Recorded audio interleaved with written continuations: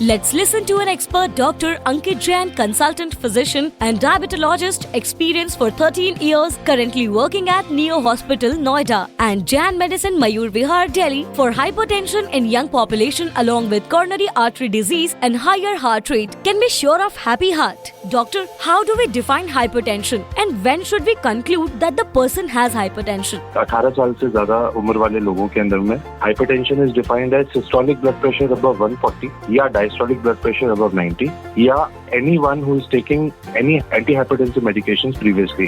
This is defined as hypertension. So anyone who is having either blood pressure systolic above 140 या diastolic above 90 is classified as hypertension. Public awareness initiative by Glenmark Pharmaceuticals. Let's listen to an expert Dr. Ankit Jain, consultant physician and diabetologist, experienced for 13 years, currently working at Neo Hospital, Noida, and Jain Medicine, Mayur Vihar, Delhi, for hypertension in young population along with coronary artery disease and higher heart rate. Can be sure of happy heart. Doctor, can high blood pressure be completely cured? No.